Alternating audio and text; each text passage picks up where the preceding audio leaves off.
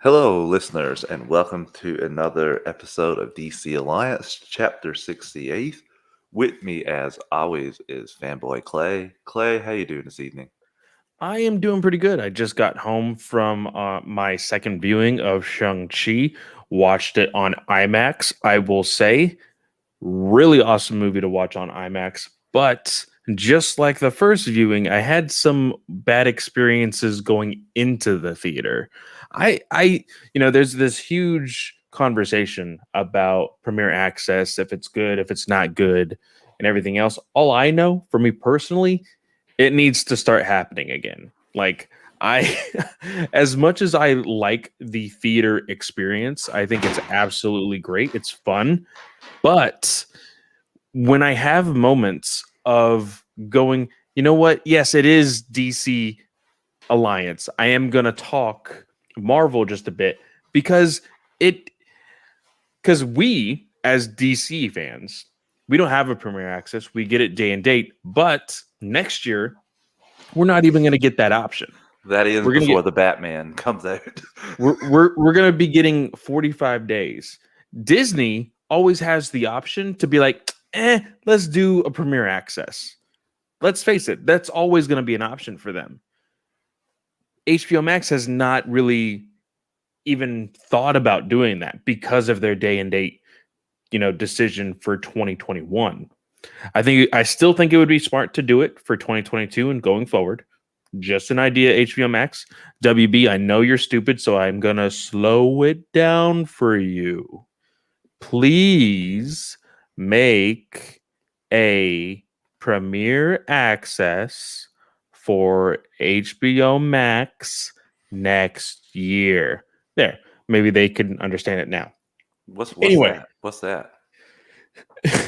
anyway, what I was saying is like I go into this theater, right? And the only AMC theater that was open today was not my local one. I had to go downtown. So it was a 30-minute drive downtown. And I had to pay for parking. The IMAX is inside of a mall, so I had to go there where a majority of people are not wearing masks. Of course, I'm vaxxed, but me and my wife are still wearing masks everywhere we go. Public restrooms are not a thing that I miss whatsoever. And for some reason, it took almost 45 minutes to get popcorn and a drink in a line that was only 10 people long. Yeah, like it was a horrible experience before I actually sat down to watch Shang-Chi. And I wouldn't have to deal with any of that if it was just on Premiere Access at home. You're preaching for the choir there, and I think Chris Belga in the chat agrees too, saying you're preaching my language here, and I agree, Clay. And personally, I don't have the option for HBO for WB titles because of HBO Max, so I have to log myself to the movie theater. But with Marvel Premier Access, I would totally take that up any chance I got. I wish there was an option. And for the HBO Max WB crowd, they're like, here's this glimpse into the future. You can live in this for 1 year, and then nope, sorry, we're taking it all away. And like Chris says in the chat about the torrent issues, I guess you got to Yeah. get a better like private security. Like you got to So really better decryption codes. I don't here's know. here's what I have to say about it. You don't, because people are going to pirate no matter what. People pirate when they're in People pirate when they're in theaters. People pirate when it's online. It's just something that's It's always going to not near happen. the same level of Clay. It's not Oh, at a good quality, like well, a good yeah, yeah. quality Don't get thing. me wrong. I think there has been a level of like etiquette when it comes to pirating now, which is absolutely stupid. But like, you now have a choice. Do you want the shaky camera, or do you want to wait until somebody uploads something that is HD? Like that is genuinely what it comes down to. I have been dealing with pirating of comics for quite some time. I've had the argument of like it's wrong, blah blah blah. It still happens though. No matter how much you preach it, no matter how many times you do whatever you can for whatever app that you do, it's always going to happen. That's not something that you can necessarily prevent, No, but you can but reduce. You could probably reduce it. But again, with what we saw with Black Widow and from what we see in Shang-Chi right now, is people would probably be willing to pay for Shang-Chi at home right now. 100%. You're still making your money. And the idea of, oh, well, we won't get as many torrents if we go to theaters. I can probably search right now and find at least one or two. Yeah, but they're not the same quality as you get for Disney Okay, Premier I'm Access. It's not I'm even close. I'm It's not even in I'm the same I'm about to be ballpark. very truthful here. There was a guy 3 doors down when I was a child that had an entire library, and he was selling them on the side of nothing but freaking torrents from Mexico, from here in the States. Like, that was his side hustle. And did I buy it? Yes. Did I get angry when I saw somebody stand up in front of my TV when I didn't have anybody in front of the TV projector? Did we make jokes about it? Hell yeah, we did. We like, it's just something that happens. Like, It's not, no, Clay. I love you, buddy, but it's not near the same when there's a good quality like digital screener where into a cam of a theater, you don't get nearly as many torrents unless it's an actual good quality, and that's what your problem you're getting with Premier Access.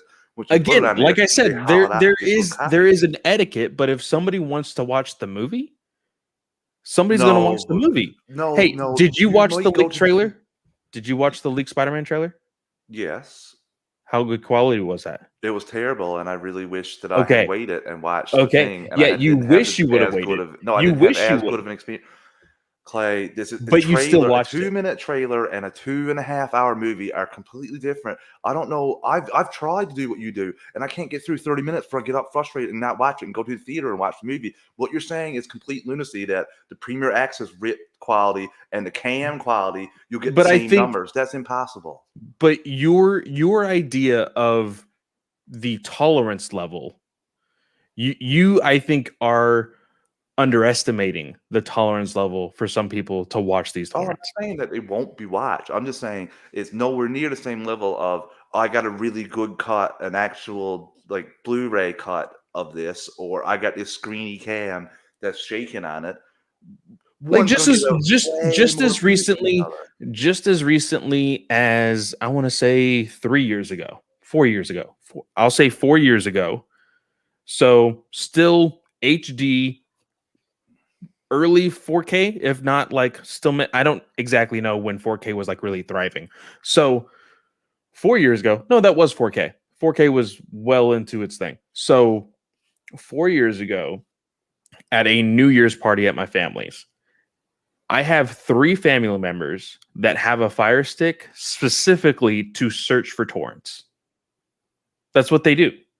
And it doesn't matter how great of a quality it is, because there's still people that just want to watch a movie to watch a movie. Like, that's what I'm trying to get at. Like, I know there are, but Clay, it's not nearly the same amount as if it's a good quality thing. Some people will click on that thing that you're talking about, see the shaky cam, and turn it off and be like, "No, I'm not watching that." So I just don't think it's the same. Yeah, I think what Chris is saying here is you can't just say like, "If it's gonna be torrent, it's gonna be torrent." No, they're pulling off this very high quality version, and it's spreading like wildfire, and you're not getting any of the Premier Access the following week after that. His numbers aren't nearly as high as it could be. If you, I don't know how you address it, but you got to try and do something. You can't just stand back and say, "Well, it's going to be torrented. It's going to be torrented, and we're going to just keep putting it." That's probably part of the reason why they're not putting it on Premier Access. I can understand that if that's the case. They need to maybe figure out a better way. But it's a super then interesting discussion. why is there so many movies that you can still purchase digitally then, if torrenting is such a big issue? At a certain point, you got like that's after the theater cycle of these movies. But still, it's still the fact that, like, Because they come out and physical copied in Clay, and anybody can take them and make them into a digital file. Like if you're what you're but proposing, you're still stealing yeah, but money from the when you company. yes, I know, but that's with every bit of physical media. That's going back to recording things with your VHS, like what you're saying here. We're getting Again, but into a way bigger discussion than we probably but need that's to about but this that's my torrenting thing. point. That's No, my your point point though. is so there's so many things going on about it. Just let it slide and just let it keep playing out. That's not going to make Disney money. Disney's still going to make their money, not though. going to make them as much, Clay. You're just saying let it be. Let's just not. We know these people are stealing from us, but who cares? We'll just let it be. That's not. No company will do that. That's just not. They're good. Eventually, you get some people getting in trouble for it. I will tell you this. Tell me that when Eternals does not have Premier Access. I don't know if it does or not. I'm super interested by that. That's a very good point. I don't know if it will be Premier Access. I hope it is. I hope it is, but I just don't know if it will be. I don't know. Theaters contrary as I want it to be. I love the day and date release, but I just don't think it's as easy as just not caring about the torrent issue. I don't know how you solve it. Smarter men than me. When I tried to say anything like it, I'm sure I sounded like gibberish. But it's no, I don't know the technical part of how to stop torrents. For me, we joked around about I can, because we questioned if we're doing our comics corner, can I share DC Universe to show the comic panels, right? Because some apps just don't allow you to share. If I turn on Netflix right now and I share screen on this app that we are using, it's not going to show it because of the programming that Netflix has on their website. Same thing for HBO Max. Same thing for Disney Plus. Now, how people are bypassing that, I have no clue. I'm not the technical person for that.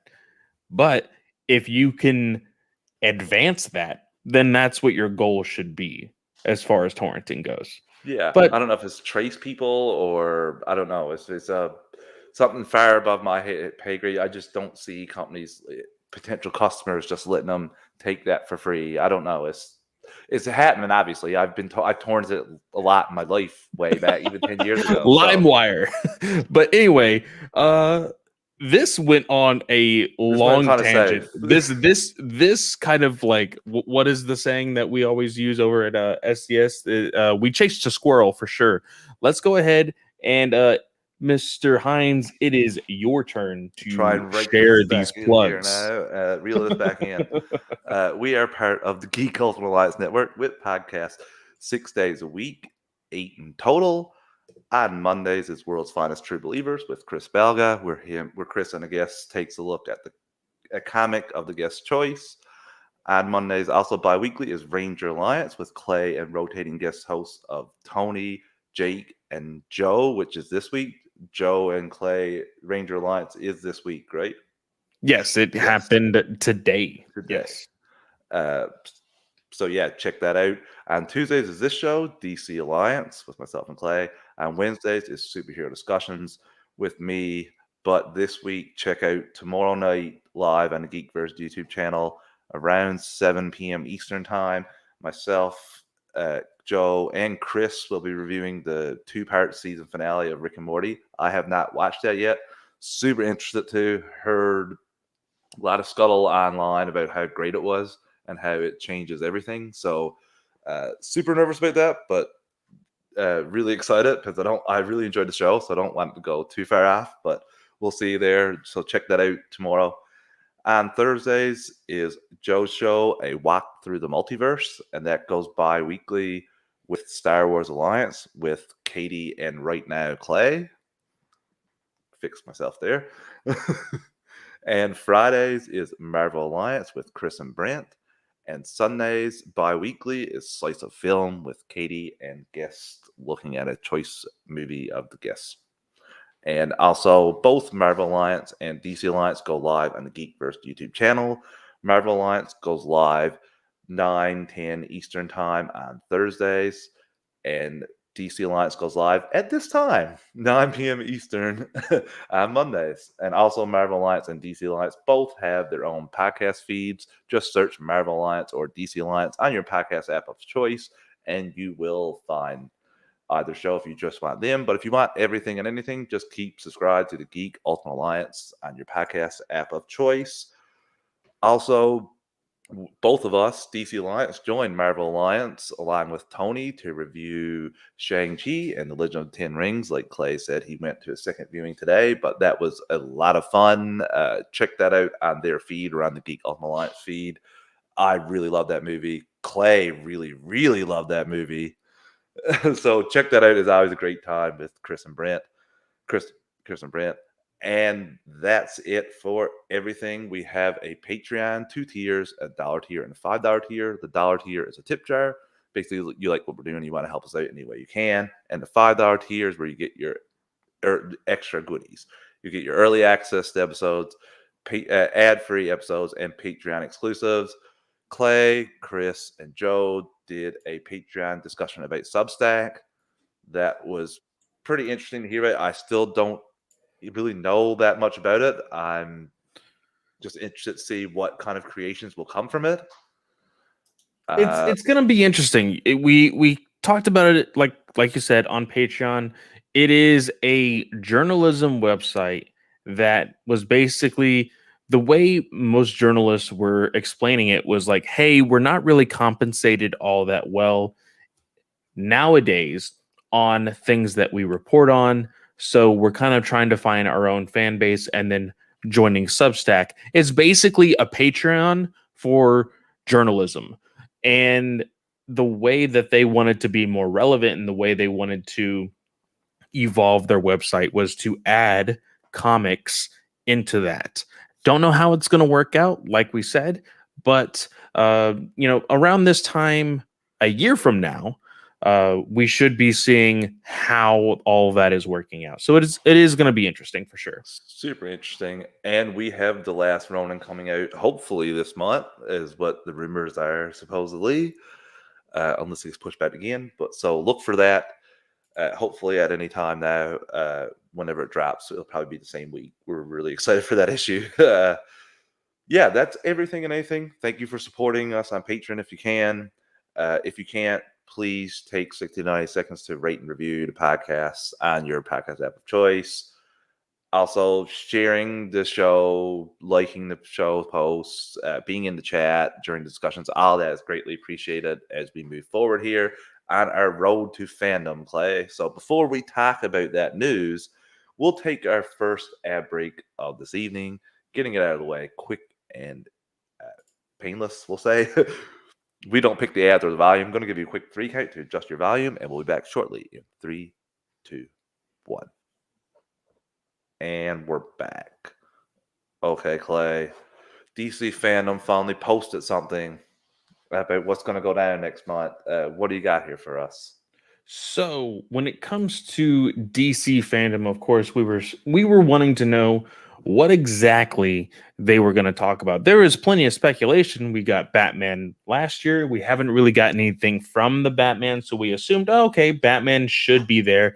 And of course, there has been a lot of movies in production, that being Black Adam, The Flash, Aquaman. We're like, okay, we've got to have stuff like that, right? Well, it has been finally confirmed. We have a lineup here. Looks like this is also going to be a 4-hour production. So we are going to go live here on the Geekverse YouTube channel. I don't know if we're going to be going live a little before or right during. It really, I'm going to have to go back and look at some of the stuff that Geekverse has planned for us. I know we're doing a giant crossover stream for that. That's going to be a lot of fun. But on October 16th, it looks like we are getting a new trailer from the Batman, first look at Black Adam, sneak peek at The Flash, and behind the scenes footage of Aquaman 2 and Shazam 2. Those are our movies. Now, there are, of course, a lot of TV shows out there. We will be getting, of course, panels dealing with Titans and CW shows. But specifically, we will be getting new looks at Peacemaker, the limited series event series DMZ, and a sneak peek at Harley Quinn season 3, which I called. I'm just gonna say it. I knew we were gonna get it, so I thought they I, announced that like they back when announced I thought they announced told. season 3, but they didn't announce, like, they haven't shown us anything. And Yeah, I yeah, said you did say that that. Yeah. we were probably going to be getting a trailer and more information at fandom. I thought it Which came out during that Batman going down on Catwoman article. I thought yeah, it came that's out what it then. was Yeah, all about. It yeah. was about the production of season 3, but It completely also overshadowed that. I know, for real. But also, there is going to be new looks at, of course, the 2 video games that are being done by WB, that being Gotham Knights, as well as Suicide Squad Kills the Justice League. So, 2 games that have been very much hyped since the announcement at last year's fandom. I believe Gotham Knights was due to release sometime this year. Doesn't look like that's going to happen. Maybe. If anything, it will be. I can see them probably being like, "Hey, Christmas," but I Yeah. feel like that may be a little too soon. So I think they may push it to spring of 2022. So Just what if that nobody is wants a confirmed already, cyberpunk. I'm not saying that it is something that I am calling. It's just something that I'm guessing at this moment. Nobody wants a cyberpunk, Clay. So if they have to delay the movie, if they have to delay the game, you delay the game. Oh, Nobody ever that's wants a what cyberpunk. me. That's I was saying the exact same thing to Katie when we were talking about Lego Star Wars. Like, nobody wants to be freaking Cyberpunk. Nobody wants to do that again. Cyberpunk missed out on, not missed out, they lost, flat out lost billions of dollars. So you don't want to do that amidst a pandemic where you're already probably struggling for money and trying to keep your teams on staff. So I'm if I have to wait a little bit longer for Gotham Knights, I'm gonna do it. Or So, who knows? Like Clay said, maybe we'll get an announcement during fandom that that'll be coming out during Christmas. Like that could be a which possibility. I would be so happy about, Oh, same. I would be. That's because my most if excited it's the game. week of Christmas and then I'm already off of school, I'm already planning my no podcasting week that week. And then I already told myself the day that Gotham Knights is released, I'm not going into work. So, like, if I literally can do nothing for a good 48 hours but play Gotham Knights, I'm down Oh 100%. man, that's But I can't wait for the game to come out. Like you it's said, going to and be so also good. listeners, I talked about the animated news and superhero discussions this past week, or last week. We also have we're going to get a sneak peek at Injustice, and when I talked about it, it was rumored that the 12th of October the physical release was going to drop, but that's not the case. It's going to drop after fandom, I think on the 19th, so a couple days after fandom. Yes. So But that's aren't they also going to be screening no, Injustice? they didn't say screening. They said a sneak peek. I thought that was my guess, Clay, was that they would screen it beforehand digitally for fandom, and maybe that might be part of the surprise with the panel about Yeah. it. But right now, there is no plan for that. But that will be reviewed for sure on superhero discussions. I can't wait for that. Maybe it's probably my most anticipated movie besides Spider-Man: No Way Home for the rest of the movies that we have left this year. Nice. But that's basically it on fandom. Nothing too crazy. I'm sure. Well, there is a little bit of news here that we have, which is the possibility. These are just rumors right now, but it is said that WB is in very early pre-production on a Deathstroke HBO Max series that is said to have a contract of the week. So your stereotypical freak of the week type of episodes with this series. So the only reason why we're reporting this, it is technically a rumor, but I wanted to have the discussion here with Heinz. We are big fans of almost the birth of Freak of the Week. Now, Yeah. it started way before Smallville, But that but made it popular Smallville, I with our feel like, generation. perfected the Freak of the Week. Made it popular So, with our generation at the very least, Clay. yes. Yeah. So, my question to you is, I mean, we're always going to be happy with more DC content. But how do you feel towards this idea of contract of the week type of episodes for a Deathstroke series? It all depends on where it's being made. If this is a HBO Max original, I could probably get behind this if you take Deathstroke seriously and have some of the people that he go up against be some of the badass villains of the DC universe.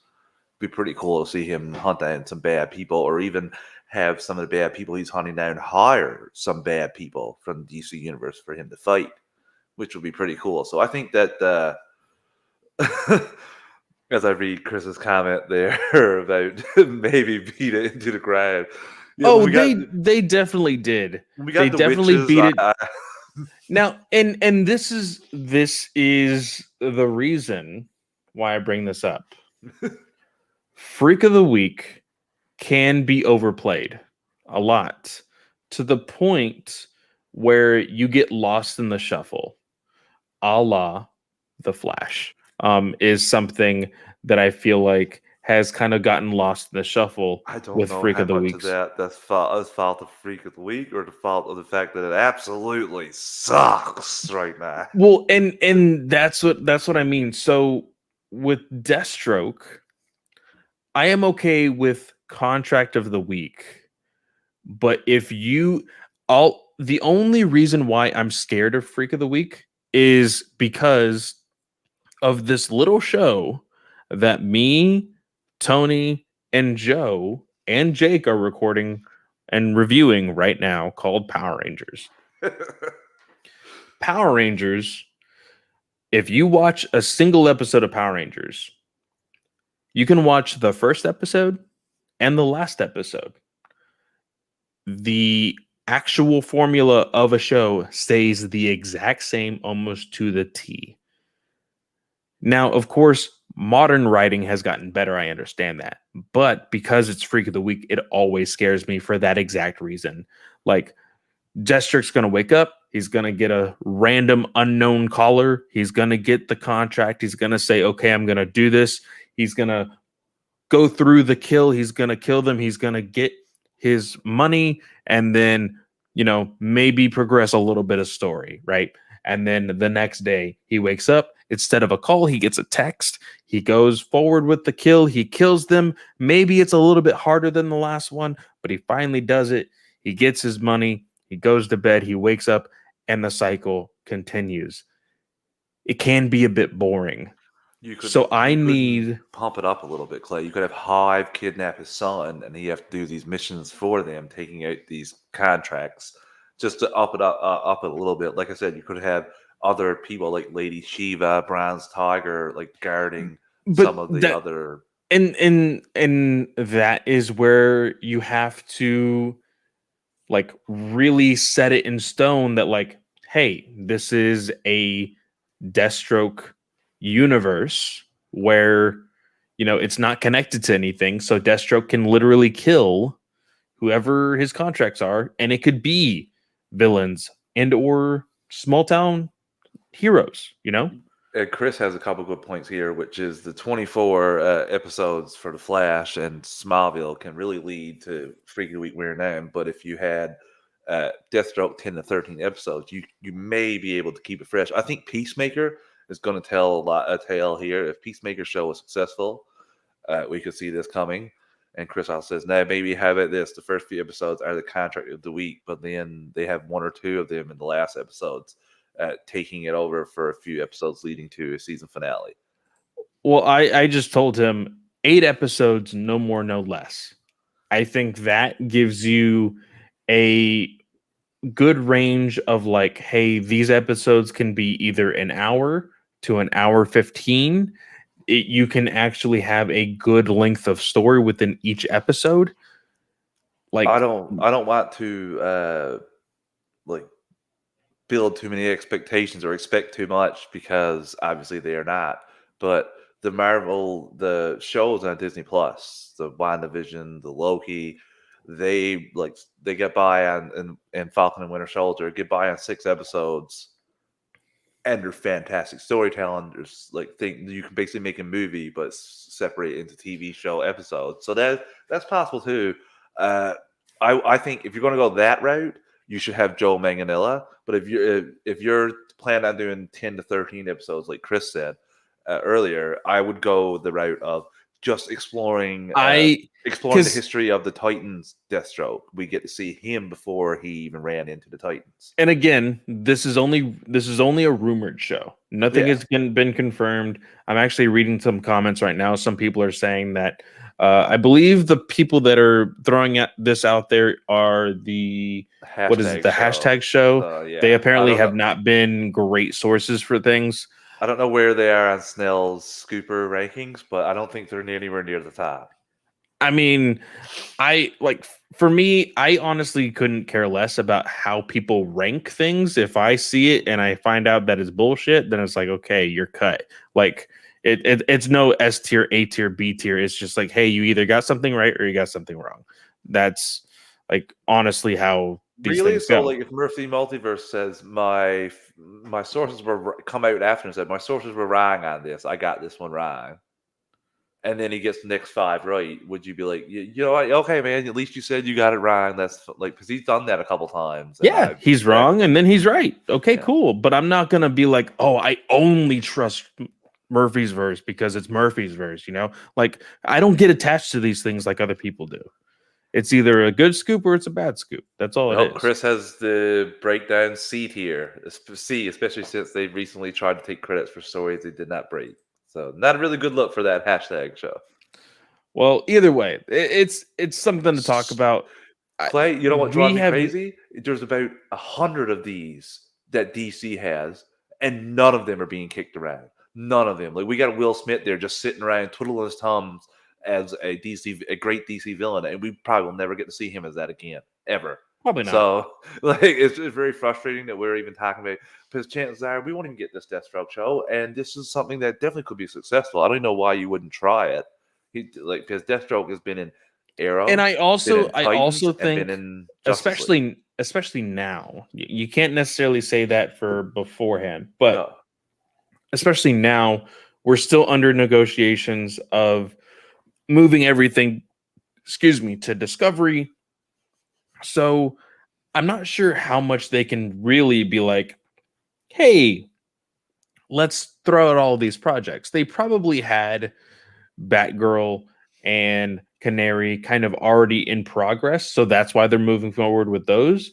But with anything else moving forward, you can't necessarily say, hey, it's because HBO Max just is not deciding to do anything. Everything is kind of up in the air until the merger is solidified. And they got to still operate like they're like not merging. Like, they got to keep running a successful business, or trying to anyway, we'll say. Exactly. Yeah. So there is that. The other news that we had for tonight, it is simply just that the Aquaman new suit. They are getting a new suit for Aquaman.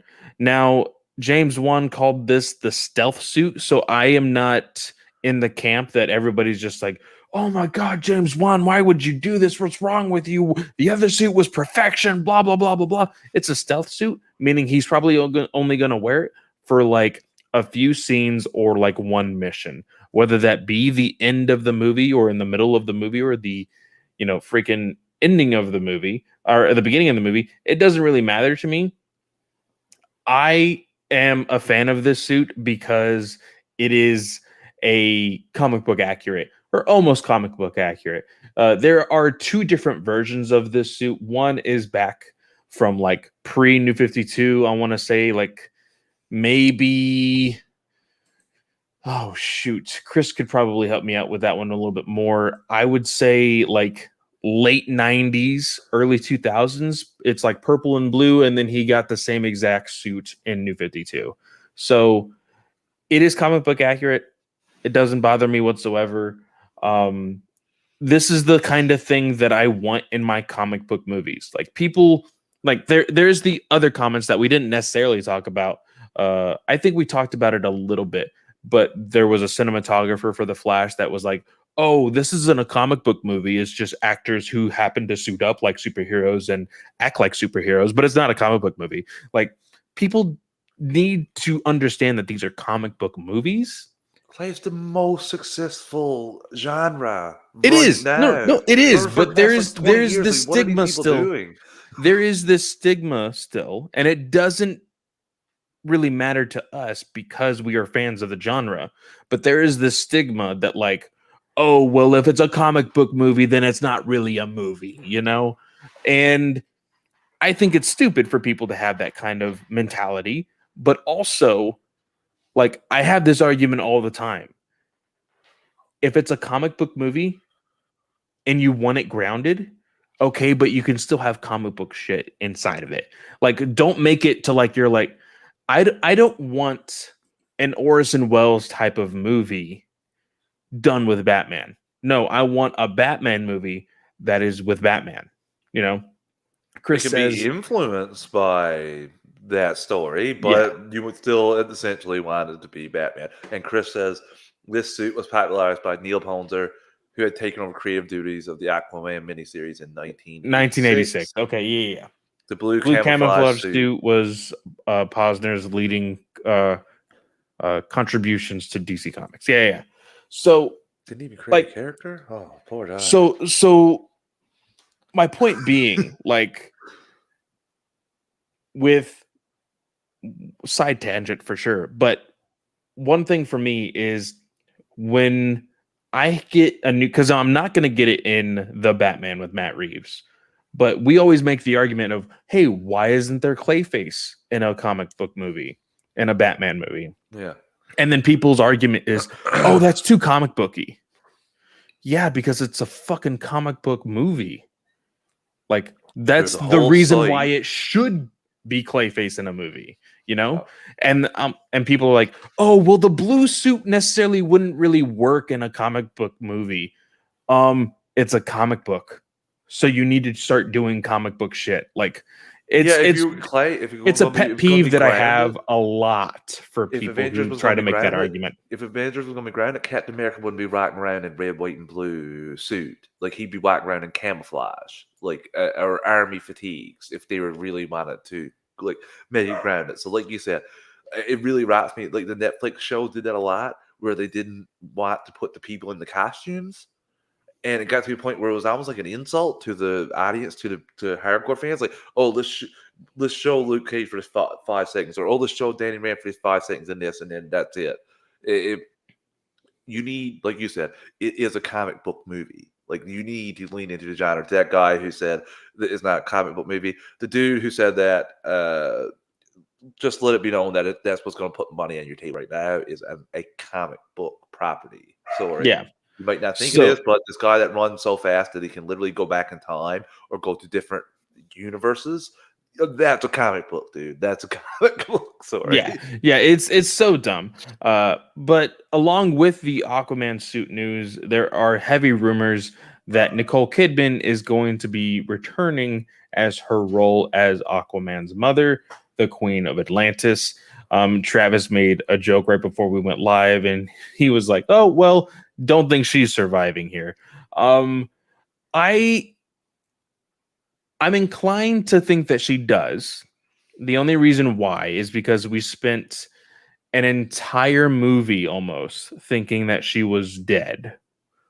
And although it would be quote unquote very comic booky for them to bring somebody back just to kill them, I don't think Nicole Kidman would come back just to be killed off.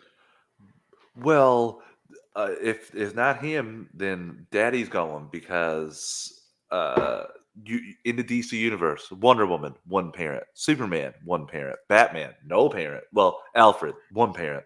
It's very Flash, one popular parent. to orphan your Cyborg, one superhero. no Yes, I parents now. understand. I understand the concept. You're absolutely right. But I do think that again, with these adaptations, you are free to do new things. So if that means that the Queen of Atlantis returns, then that means the Queen of Atlantis returns. Chris says, when will we see Aquaman lose his hand and get the harpoon hand action?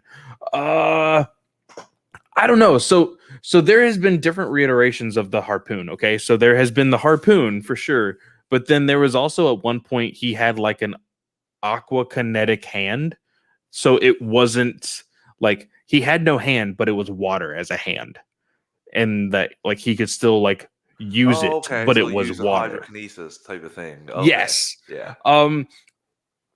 I don't think they would. I honestly don't think that they would do that to the character. In the third film, Chris, in the third film, when his son is I his life is hanging in the balance, and he has to it cut off would his own be arm to it save would him. genuinely be a surprise to me, because if they were to do it, I immediately feel like instead of the harpoon hand or the aqua kinetic hand, they would literally just like Luke Skywalker him and just give him a prosthetic. Well, that's what you And it could. would You could have and then it would him. look completely normal. Yeah, but you could have him. You could do that and have him like finish off the movie with it, and then you could do the in the wrap up after everything's done. Oh, we made you a new hand. We have this advanced civilization, kind of like the Wakanda people. You don't worry. Just, if you need something, Brody needs a wife, you got it. Bucky needs a mind wipe, you got it. We have everything here that you need for story reasons. I mean, I'm sure they could, but I again, I just don't think that they will. No. Even like, because I feel like there's a lot more that you can do for like Easter eggs rather than Yeah, just be like, that is hey, we're right. gonna cut off your hand, and then we have to remember to CGI that thing for any other properties that you're a part of, you know. So that I think that is the biggest reason for it, is because although these movies aren't connecting now, there's still a possibility that they can. And just having to remember on the script, oh, by the way, he doesn't have a left hand, like that would get kind of annoying. So there is other HBO Max shows that we are also, and technically a movie. I think it's an animated movie. I think that's what it was. Let's talk about that one, because I think you would really enjoy this. I would really enjoy this. There is like, I don't know if it was confirmed or heavy rumors or whatnot, but there was some sort of announcement talking about how Damien is getting an animated movie, the son of Batman, that is basically Home Alone, but he is in the Wayne Manor, and he is essentially having to dress up as a little Batman protecting the Wayne Manor. How do you feel about that? I got the gist of it here. Cartoon Network has greenlit Merry Little Batman. When 6-year-old Damian Wayne finds himself alone in Wayne Manor, he must transform into Little Batman in order to defend his home in Gotham City from the crooks and supervillains intent on destroying Christmas. It's essentially Home Alone, Yeah, but with Damian Wayne. and Batman stuff. Like you, like just imagine him in like the Batcave making stuff go off, or like it's gonna be like it could be crazy. It all depends. It's gonna be a kids movie. I hope that it's fun.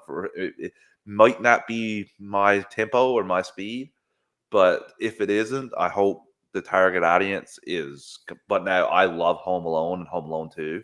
So if this is in that vein, I will check it out. But who knows if it is? But if it is, for me, I'm excited. But if not, like as long as it reaches this target demographic, I'll be happy, because it could be too childish for me to even check out. Like Teen Titans Go. I will probably watch it still. I've already told myself that once that Batman Cars show comes on HBO Max, I'm gonna give the first episode a try. But I think this can be fun, just because I grew up on Home Alone. I know how batshit crazy I thought the idea of defending your house from two burglars were, and like all the little traps and stuff that Macaulay Culkin freaking set up were hilarious. Now think of it at a level of a child that was born to be an assassin whose father is also Batman. Like, that's got to be hilarious. So I'm gonna watch it for sure, 100%. Just excited, just good that they're making more content. And I guess in the same lieu of that, Dib Boys Detective series is going to come to HBO Max from Steve Yockey, Jeremy Carver, and Greg Berlanti. So that's an interesting third name there. We all know from all the DC CW shows. And but this is going to be a Doom Patrol spinoff, yes, like which is Doom very Patrol was a funny. spin-off from Yes. Titans as well. Yes. So we already know that the Dead Boy Detectives are going to be in at least one episode of this new season, which I honestly have not even watched the trailer for that just released. We know that they're going to be making an appearance. That will be their backdoor pilot, basically, and we will probably see a season 1 sometime either at the end of 2022 or early 2023, which I am okay with. It seems like we are going to be getting a lot of HBO Max content that last quarter of 2022, to be completely honest. So they have to try and like this is the biggest IP you have. Like you said, you can get. I would never have thought of this as a show, but who knows? After the appearance on Doom Patrol, they may become a hit and people will want them. I think of course the massive popularity that came from Doom Patrol really surprised WB and HBO Max. So whatever can stick, they'll definitely try. And you're right. I never thought about giving the Dead Boy Detectives a series on HBO Max, but if it works, it works. Yeah. I just hope that they see these and they're like, okay, if these can work, then our other properties can definitely work, and start to push a little bit more of the more known genres of the DC properties. So I'm looking forward to it either way. But I think that is all of the news. Yes. Let's go ahead and take another ad break right here, and then we can move on to our reviews for Stargirl and Titans. Yes. Quick 3 count, listeners, and we'll be right back. We don't pick the ads or the volume, so maybe adjust your volume, maybe not. Give you a quick 3 count here. 3, 2, 1. And we're back. Okay, Clay. Stargirl or Titans? What do you want to get into first? You know what? I was called out. I felt attacked with our last episode. I'm just gonna make the announcement here. I'm gonna probably try to stick away from the nitpicks. There is a nitpick that I have with Titans that I definitely want to touch upon, but everything else is actually criticism. So I'm gonna try to stay away from the nitpicking of both of these shows, and then we can get down to the serious stuff. But let's go ahead. Oh man, I will say, let's go Stargirl. We'll go Stargirl first. I think that will Chris says, "Who attacked you? Shame on them." I was getting tagged in our last DC Alliance post with the show.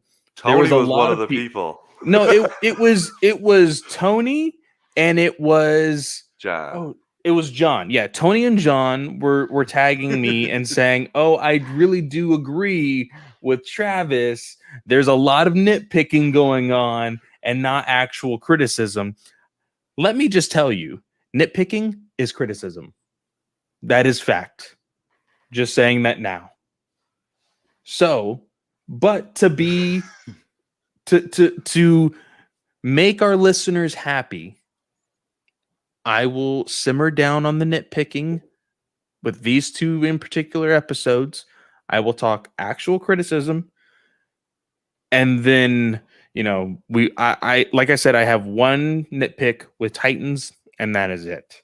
So let's go Stargirl first. Stargirl episode 4, it's summer school part 4. And I didn't notice this before. When you get the title card of Stargirl, it is what is Chris saying? He's saying then you get to Travis and his calls for future plans on Stargirl. Oh boy. See, I've already said, like, the way Travis gets ahead of himself, jumping the shark and just putting all sorts of predictions on crossovers and shows that were never announced that he wishes will be, and all of this other stuff, that is the kind of stuff that I just want to stay away from, to be completely honest. we you sent the GOA the podcast Michael Rosenbaum Inside of You clip with Stephen Amell this past week, and you were jumping for joy for literally 2 seconds of a clip. Literally 2 seconds. It was like 30 seconds. No, Like, no. The entire clip was him saying certain things, but the one thing that you were excited about literally was just 2 seconds. And you're like, oh my God. So you're telling me there's a chance he's coming back as Arrow. Ah! And I'm just like, it is a literal train wreck. Travis, I love you, bud. You were a mess. You are an absolute mess, and I love you for hey, it. I'll enjoy it anyway if he doesn't come back. But at least there's a chance. He said, I maybe down the road. Maybe. Who knows? So He said maybe, but did you also hear that he has a lot more creative control and freedom over the heels than he ever did at Arrow? oh yeah, he would need to have a bit more, but also that darn wrestling show seems to be successful, so I don't know if that'll ever happen, Clay. I was just excited about it. I don't remember what I called for future plans on Stargirl. I know I called for the Flash crossover for Despero to get punched in the I eye. think you said something, and technically, I do apologize. Apparently, somebody is shooting fireworks right outside my apartment, and now my dog is going crazy. So if you hear barking, I can't stop that. But I believe you were talking about the something to do with Jay Garrick Flash. And we know he is confirmed for this season, but I'm not entirely. I can't remember exactly what you were saying about it. But anyways, one thing that I noticed this time with this episode watching Stargirl was it's almost they gave it a title like a trade paperback. It said Stargirl, and then at the bottom it says Summer School. I don't know if I like that. Like I didn't even notice that, I don't think. Really? Yeah, Yeah, if you watch, I'm sure they'll say it in the next episode also. But like once Stargirl shows up really big on your TV, at the very bottom in red it'll say Summer School. So this episode in particular, oh my gosh, my dog just won't shut up, guys. I am totally sorry. But the whole thing this episode is that the criminals known as Sportsmaster and who is his wife? Tigress. They have escaped prison, but they only escaped to watch their daughter's football tryouts because they want her to make the team. And she has a whole storyline within herself, the daughter. I can't remember her name off the top of my head. But Artemis, that's right. It was Artemis. So Artemis is having some trouble at school as well, especially, and it all comes down to the fact that her parents aren't around. That's the big thing. Is she is feeling a little lost without them. Now, as far as other storylines in there, we do have of course, Pat and Courtney's mom really worried about Eclipso and what the Shade might do with Eclipso and all of that other stuff. I'm kind of tired of, and I know this is going to sound very like what's like like I don't like any characters that aren't superheroes, but I don't know what Courtney's mom brings to the table other than moral support, I guess. And she's just a like pretty important part of the town, like the town like running, like I don't know. I understand that, but as far as the team, as far as what this show is going for, like all she ever does is, oh, I'm really worried about Court. Oh, I'm really worried about you guys. Oh, this superhero stuff is really scary. Oh, and it's just like she's just worried all the time. Acting like a mom. She is, but that's what I mean. Like, it's something that I could do without. Yeah, but with the age that these kids are, you almost need that But why? because they're still in high school, and you kind of need to see the part where they like live a non-superhero life. I know you don't want to, like, it's not as fun. But see, no, but see, that's okay. That right there, you need to see the life that they're living without being a superhero, right? Yeah. That was the whole argument in the very first episode, and still technically kind of going around now. But they don't even show them. Like, it's very rare that you're seeing them as superheroes anyway. So it's like, why should you be angry or upset or scared when they're not living the life of a hero right now? You know, like, you're worried about things that happened 2 episodes ago. Like, I need to But move there's forward already. still consequences for that. The reason that they're in summer school to begin with is because they were doing too much superheroing and not enough. Or well, for Courtney, for Wildcat, it was more so still not being able to deal with everything that happened with Brainwave. So I don't know. For them, for those two, I think that being in school, I think that being in school works for all of them. And I also think some of their home, like we don't get that with Rick. You barely get anything with. So you get to see all the different element. You get to see a loving home for Courtney. You get to see no home for Rick. You get to see like a fate type home for oh my god, Beth. And Yolanda's parents hate her and is disgusted with her. So you kind of get the full carousel of parent emotions in this show. I know, and it's a double-edged sword, okay? And the reason why is because if I'm sitting down and reading a comic, knowing that these are teenagers and they're superheroes and they're doing all of this stuff, I will question, hey, how are they living this life without their parents finding out, right? But the veil is pulled aside on this TV show because the parents are involved, right? Not all of them, though.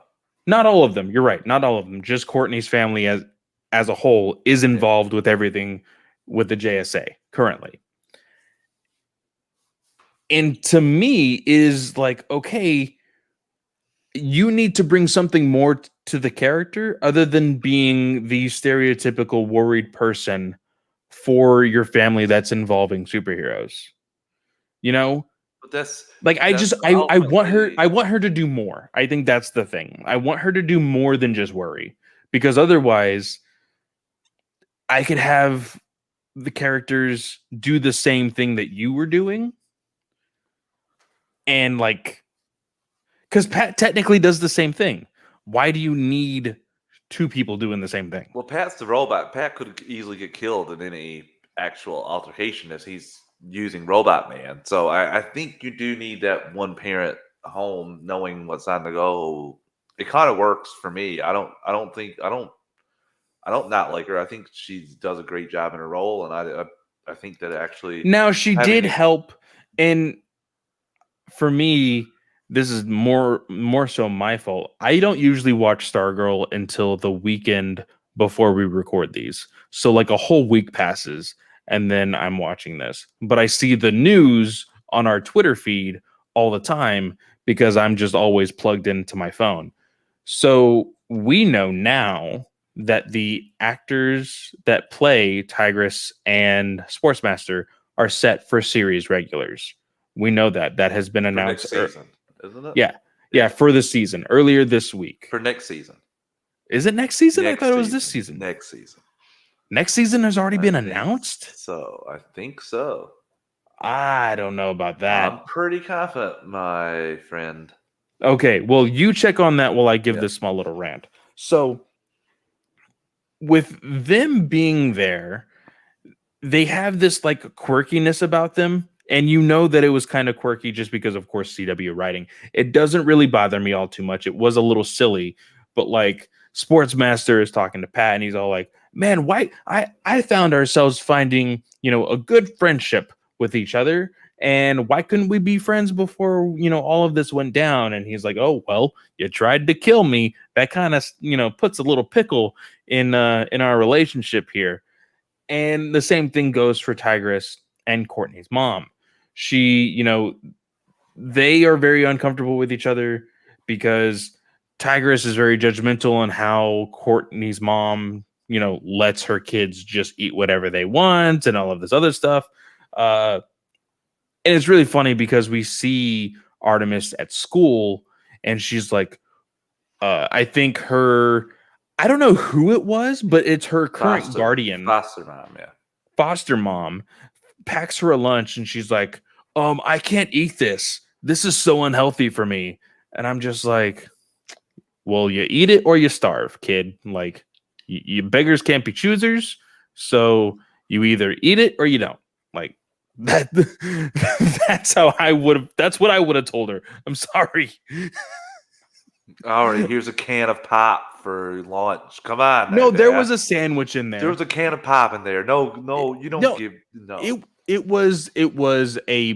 looked like a peanut butter and jelly sandwich with a soda. It looked like you bought a surprise Sounds like bag. A good lunch to me. It looked like you bought a surprise bag at a local store, put some candy, some Pop Rock. It did not look like a sandwich, any sort of protein. She even asked, where's the protein? She could have even bought me a protein bar. And sandwiches, what did she call it? She said, "There's why didn't you give me whey protein?" And she's like, "Oh, well, there is no wheat protein at the store." And she got so routed about that. And she got so angry. And then when she went into the cafeteria, she was like asking for specific things. And I'm sorry, like this may be the hood rat in me, but like you don't go into a cafeteria asking for anything. You go to a school cafeteria to eat school cafeteria food. Like you either bring your food or you eat what they got. And oh gosh, what's wrong? I've never, ever in my 12 years from K to 12 ate lunch in school. What? Never. You never ate lunch at school? No. How is that even possible? Walked home. We all walked home. Hold on. You had school. Yeah, school would start at 8:50 in the morning. And then lunch came around and they're like, hey, peace out. Go eat lunch and then come back. And you all came back? Yeah, but lunch would start at 12 and would be over at 12:50. So ultimately you would go home. Well, it would only take me like a minute and a half to go home. I could throw a rock from my house and hit the school. So I would walk to home, have lunch. My mother would have lunch for me, my little brother. Is anybody hearing this right now? I don't know what's so. And then I would walk back to school with 20 minutes left to spare, go into the gym and take a few shots with the basketball until the clock ran. And then I would go back to school. Oh, I would never. I would have half days at school for the rest of my 12 years. No, when you don't show up, they call home. They call home when you don't show up. They call home and then I pick up, hang up. Yeah, and then you get an X on your attendance, and if you get 30 of those, you don't graduate. So 30? Yeah. They give you 30? Yeah. Holy crap! I don't even need 30. No, you can miss 30 days if you got valid excuses like surgeries and stuff like that. I don't know exactly the number you can just be absent, but I don't know. Okay, here you don't get, okay, so here's the thing. In America, and it's not nothing. Really the same for like people in Toronto either, or maybe not even in the capital city. Okay, so let me just tell you, we didn't get the privilege of leaving for lunch until high school. That's the only time you had the privilege, or you ever got the chance to leave for lunch, was high school, and it wasn't until at least, I believe, your junior year. Maybe. So the last 2 years of high school, you had the chance to leave for lunch. So from first grade to 10th grade, you basically were like, hey, you eat lunch at school and you either pack a lunch or you eat the food that is at school. That absolutely sucks. Like I got to come home, mom would have lunch laid right out for me. I'd sit on the Which is table, why I'm TV saying was that's total on, bullshit. like watching whatever was on from 12 to 12:30, whether it be there was a point where Mega Man came on and it was like the best time of my childhood was like Which is grade why I'm 2. telling you, which is why I am telling you, if that was something that I could do, I would have made a point to make either a contract with my grandmother or somebody who would watch me and be like, hey, you're going to allow me to stay home at least one day a week or once a month. So I at least have one day to be like, you know what? I'm going to relax. School is stressing me out. I'm 7 years old. Kids are bullying me on the playground. It's been a rough day. I'm staying home for lunch. That would have been amazing. You're telling me you had that opportunity since first grade all the way to high school until you graduated? Yeah. Man, Chris, I know you work at a school system. I know you work in the school system, in the education system. There needs to be changes. This is just a small community, listeners. I graduated with 10 people, so I think the rules were a little bit special. Like Chris says here, yeah, we don't do that in high school. It's a huge liability for students driving off campus for lunch. Like I've never gotten in a school bus and went to school ever. So I mean, like my school is completely different. Younger unmatured me would be like, man, then you never lived, man. In my life, like now I'm just listening to this, be like, you lucky fucking bastard. Like, excuse my language, but Jesus. I wouldn't trade it, but it's tough when you're doing a bunch of advanced courses and you're on the computer the entire time back when the internet was not like it is now, ladies and gentlemen. This is like 2002, so it was Oh pretty rough yeah, and for and me and to also do these like courses, so. I'm taking college courses online now. If only I could take freaking if I could have my entire high school career like I'm doing my college courses, man, that would have been great. Like like education system in America. Sorry, Chris, it sucks. But I'm gonna get back. I'm gonna haul this thing back and say she is needed. She is much needed on this, and I kind of enjoy this episode. I really enjoy Sportsmaster and Tigress. I like that part of this episode shows that they aren't that different. That family from the other family in terms of loving their Yes, daughter. yes, it definitely shows a different dynamic, and it's something that is needed to be shown because we know that I always forget her name.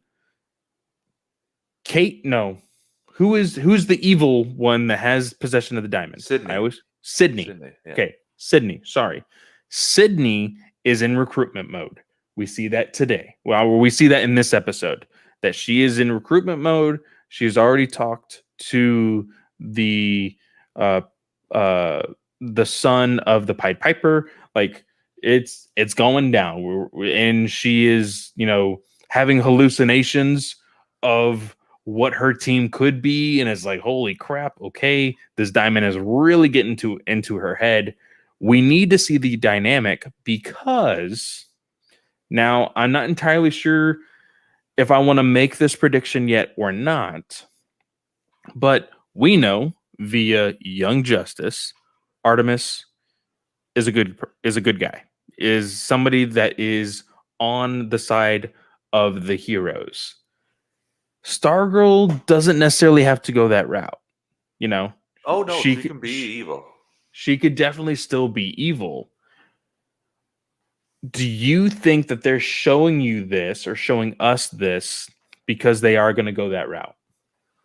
I'm not sure because there's something hanging over this season so far, and I think I have an idea, maybe, but I could be completely off. And it's a secret that Pat knows about Eclipso, because Pat is not like completely saying everything, and I'm afraid that, well, not afraid, but I think that maybe the JSA tried to use Eclipso to defeat the ISA.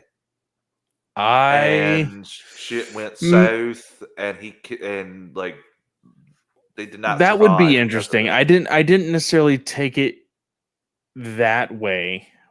When I saw this, I saw it more as maybe Pat got in possession of Eclipso at one point.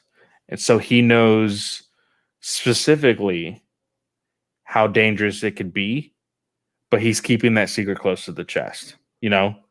I don't Not know if that's the case, because I think if he knew how dangerous it was, he would howl her out of anywhere near deal with that. I don't think he knows anything other no, than I do think that he would still keep it close to the chest and still play along because he knows, okay, hey, this is dangerous. And even though these are kids, they do now have superpowers. Like, I genuinely think that he is more confident in the team now that they've had experience with him, that he can trust them to be like, hey, we can take this down. I still don't know, because he doesn't really know that much either. As we get from the flashback, he gets side like he gets benched an awful lot.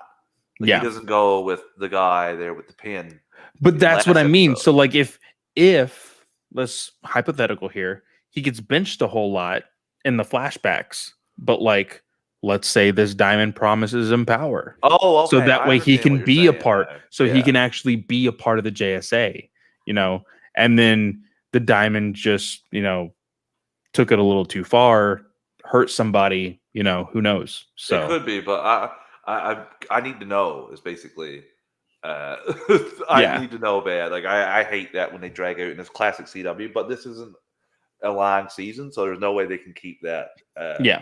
to the best for too long. But I asked about the whole thing with Artemis because at the end we do get Sydney like going up to her and Yeah. saying, "Hey, you had your chance at this football thing. It's not working out. Let's join a team that actually wants you." And Two uh left. Two left, yep, Clay. there's now she didn't necessarily recruit. Did she recruit the Pied Piper's son? Because he was Yes. more, I thought he was like, "Oh, I can't do that." Like, No, he said, like, the last things he said was like, "You'll be my friend," like friends type thing. We're oh, friends. okay, So okay. yeah, yeah. So she still needs to talk to Max. Icicle Junior. Yeah. Oh yeah, Icicle Junior, and then uh Max, right? I did get his name right. Okay, Yeah. cool. Cool. All right. Well, I will say this episode I did enjoy a little bit more. There was a little bit of the quirkiness with Mike is his name. Sportsmaster I thought and you said Mike, right? Mike. Okay, I Mike. said Yeah. Max. I said Oh, I Max. thought It's you said Mike. Mike. Okay. I knew it started with an M. Yeah. I knew it Getting started with an there. M. Getting there. So I will say the quirkiness with Sportsmaster and Tigress was a little silly, but I understood where they're kind of going. Now, the one thing that we didn't talk about is the fact that Chuck is still alive. Yes. This was interesting. This shows that, because one of the big things that they kind of dropped last week when confronting the Shade was Pat said that the Shade killed Dr. Midnight. And it could possibly be seen that way by Dr. Midnight being like consumed by freaking shadows or whatever. But he is basically in a shadow type world, a shadow realm, if you will. But uh, Brittany, Becky, I always forget her name. See, Which one? Which one? the one who has the Dr. Midnight. Sydney. No. Oh, Beth. Sorry, Beth. Beth. See, again, B names. People who are new to the DC Alliance, welcome. But one thing that you need to know about me, I am consuming content 100% of the time, no matter what. So names are really hard for me to remember. So with Beth having control of these goggles, she's been trying to get Chuck back. They're there was always this idea of like, oh, it's the AI that is talking to her and shutting her out, but it was never the AI. It was actually a full connection to Dr. Midnight, which I find really, really interesting. I'm really excited to see Dr. Midnight. Now, I don't believe they have dropped an actual casting for Dr. Midnight, have they? I don't know, Clay, because we haven't seen the actual person. Maybe not since the first episode. But I know we have a voice because that's the voice. It's the same voice we've been having the entire. Yes. So it would be interesting because it doesn't happen all the time that the same actor who plays a voice is the one who plays their live action counterpart. We've seen it be the complete opposite, where somebody completely different plays. Well, they have Alex Collins cast as Chuck. Yes. So we will see for sure if he actually appears. If he appears, then there's a possibility of getting 3 original JSA members this season. Yes. Of course, with Starman, The Flash, and now Dr. Midnight. So I think that would be kind of cool. That I can't wait to see that. I'm interested in this, Clay. I thought this was a better episode than the last couple, especially the one where she was whining about not being a legacy daughter of a JSA member. I kind of enjoyed this one. We're going to see what Sydney does. Eclipso is a big thing here because she can't control him, and I need to know more about Eclipso. What are they going to do with him? How far are they going to go? I'm interested. This episode got me more interested. I don't know anything about the I don't know what they're doing with the Solomon Grundy storyline. That seems to be sputtering a little bit. Yeah, I think Rick was like, "Hey, can I get 12? Can I get 12 burgers or whatever? Fries." 12 burgers and fries. And they were like, okay, what kind of dog did you get? And he's like, oh, a big one. It's like, okay. But this episode was not really meant for Rick or again Yolanda. Okay. Yeah. So Rick and Yolanda were kind of on the sidelines this episode. Doesn't hurt it whatsoever. I think there's plenty of time to talk about their storylines because this again is 13 episodes. Yeah. So we still have another 9 episodes. There should be plenty of time to wrap everything up. But overall, good episode. I really did enjoy this one. Same. I enjoyed it. And the one, I guess may as well. We'll apply this because Britt gave it to us for both Titans and Stargirl. So we'll just apply it here for Stargirl first. If there was one thing and only one you had the power to change regarding Stargirl, what would it be? Oh, yes. He did ask this question. So we will split it in half because we will answer the same question when it comes to Titans. So if I had to change one thing in regards to Stargirl, I think, and I don't know with who, and I'm probably going to get more people yelling at me for this, I would change the actor for Pat. Oh. That's it, though. Because the CW show is always going to be a CW show. Like, I can't really stop that. I mean, unless, you know what? Back that up. Let's move it more towards I would hire better writers. Okay. Like that's Luke what I would do. He's the biggest star they have. He's the biggest star they have. Do you think Joe McHale is bigger than... Oh, God, no. Not even in the same... He hasn't anchored a movie. Anchored a movie? Like, been the main guy of a movie. Has Luke Wilson? Old school, the first one I can come off the top of my head. He's the first guy. He's this guy the story revolves around. He's the main guy. Oh, shit, man. Yeah. It's been so long. He's got a few back from, like, 2000 to 2010 where he was, like, a major... It has been a long while since I've seen a Luke he's on Wilson Stargirl movie. now, Clay, so, you know, like, he's not starring in those movies anymore, but I for me personally, I think I would probably. Oh, I wanted to say eliminate Shade and just focus solely on Eclipso, but I'm still interested in the twist but Shade, so I'm going to say another one. I would get rid of the uh, legacy need for the new ISA, and I would just go with I would find powerful beings. I like powerful villains. I wouldn't just pick. All right, you're the son, you're the daughter, you're the son, you're the daughter, you're the son, you're the son. Like I wouldn't do that. I would just go with completely off board new people. It's a very cheesy trope. Yeah. For what it's the exact same thing that they did with the JSA. Yeah. So of course they're gonna have to do it for the villains. So I can go with it. I can go for it. Sure. Okay, we got one last ad break, and then we'll get into Titans before we end off tonight.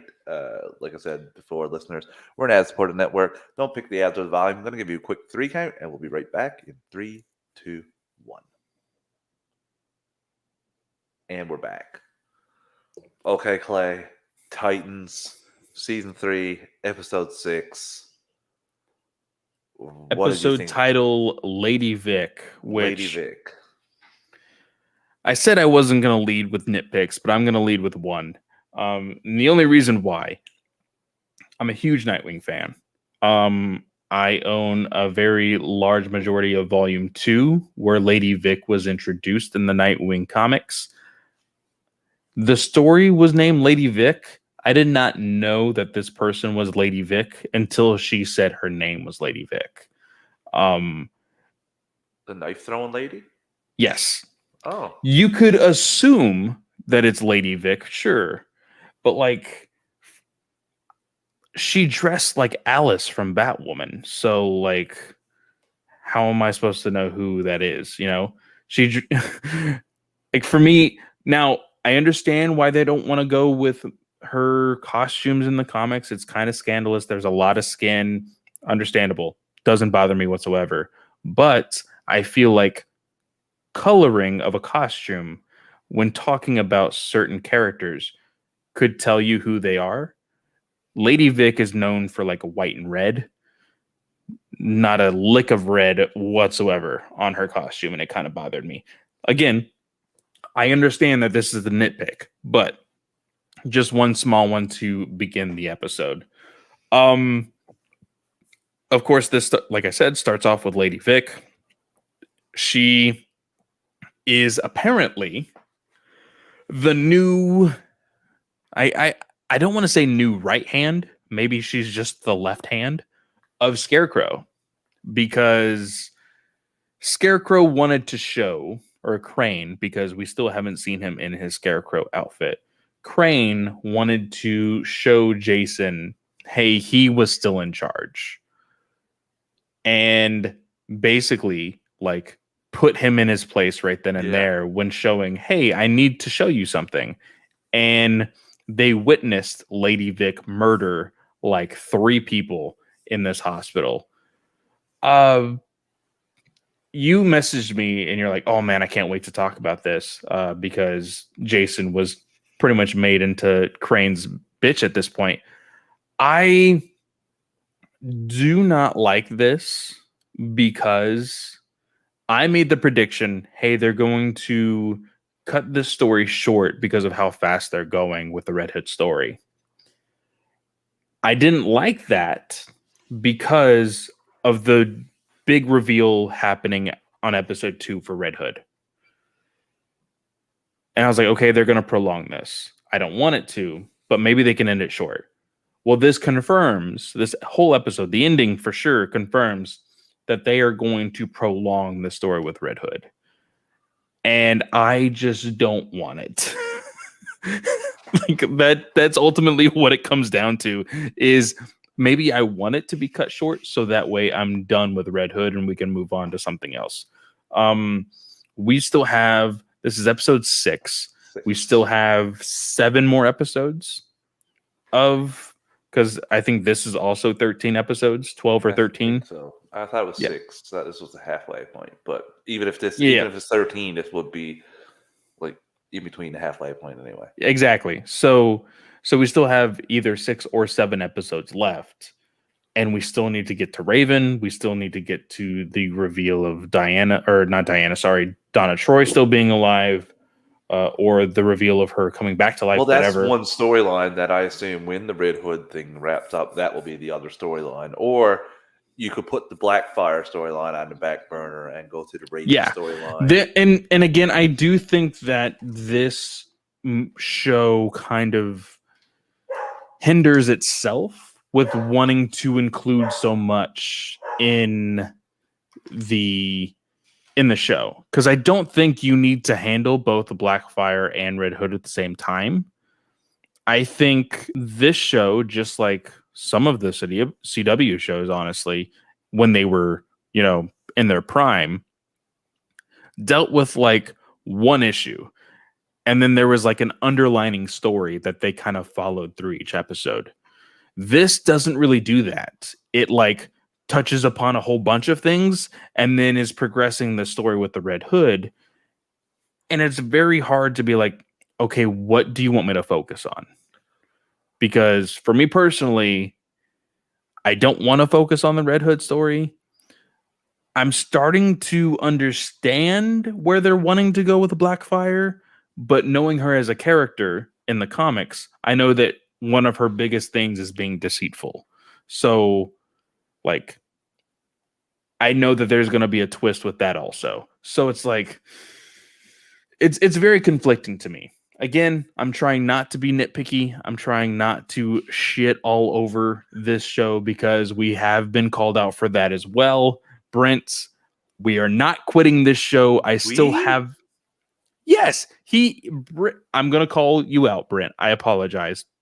But Brent messaged us on the on the GUA chat, and he was like, hey, I know I really pushed you guys to review Titans, but I don't think reviewing Titans is doing well for you guys. You should stop reviewing Titans.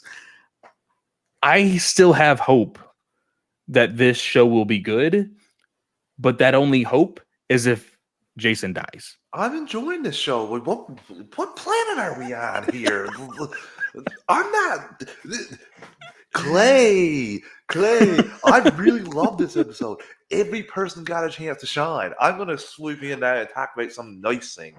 I thought no. So I have things that I enjoyed also, and that's why I wanted to say I wanted to get less into the nitpicks and more into the criticism and more into like the good points stuff too. I'm going to talk about that for a second because of you not liking it.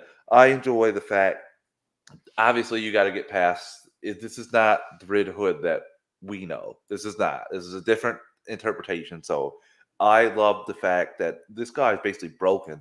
To see his face of excitement when Scarecrow first says, I got to show you something. Come here. I'm going to show you something.